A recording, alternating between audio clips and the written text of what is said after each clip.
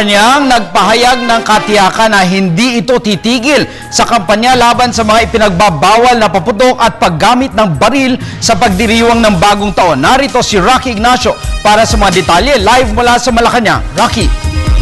Yes, maraming salamat, Attorney Martin. Malacanang na bibigyan ng hustisya ang mga naging biktima ng walang habas na pagpapaputok ng baril kaugnay ng pagsalubong sa bagong taon. Ayon kay Presidential Spokesperson Edwin Lacerda, batay ito sa mahigpit na direktiba ni Pangulo Aquino na tiyakin ang kaligtasan ng publiko sa panahon ng selebrasyon. Tiniyak ng Malacanang na tutugisin ang mga taong walang habas na nagpaputok ng baril sa pagpasok ng bagong taon. Sinabi ni Presidential Spokesperson Edwin Lacerda, alinsunod ito sa mahigpit na direktiba ni Pangulo Aquino na magibabaw ang kaligtasan ng publiko sa selebrasyon ng pagpasok ng bagong taon. Kinundin na rin ng Malacanang ang pagkasawi ng 7 taong gulang na bata na si Nicole dahil sa indiscriminate firing. Ipinabot ng palasyo ang pakikiramay kasabay ng pagtiyak sa pagkakalob ng hustisya.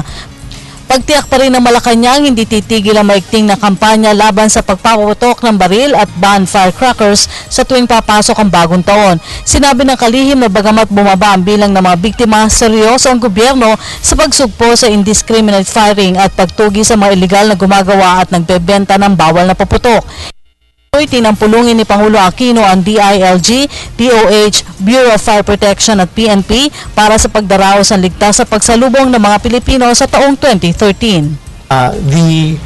The injuries and also the number of firing have considerably gone down this year, primarily to the campaign of DOH, PNP, and also the President's directive. And so we're certainly happy that it is a lot better than last year, but it can always stand improvement, that hopefully by next year, the dealers of the firecrackers will see the full intention of this government to pursue those who are dealing with illegal firecrackers. Habulin po natin yan.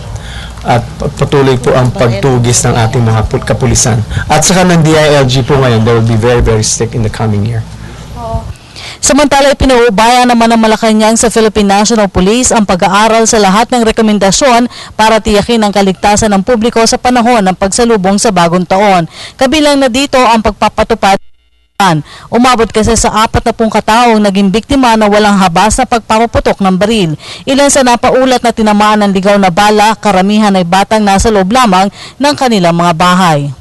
We will let sila PNP chief study the matter. Better for them to study all these proposals. Certainly these are proposals meant to ensure safety, and those are good proposals, but you have to look at it from an operational point of view. How feasible, how practicable are they? And those are the things that maganda magbigay ng proposal, but operationally, how do you do that? Yun ang concern ng PNP and those who are going to enforce those particular proposals.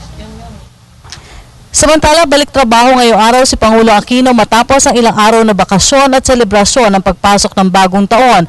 Bagamat wala sa official schedule may bukas para sa media coverage, nakatuon ang unang araw ng kanyang trabaho sa taong ito sa pulong kay Secretary to the Cabinet Rene Almendras na sinundan ang pulong sa kanyang buong communication.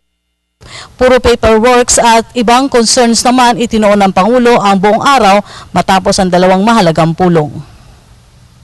At yan po ang ating pag-uulat mula dito sa Malacanang. Sa tulong ng RTVM, ako po si Rocky Ignacio.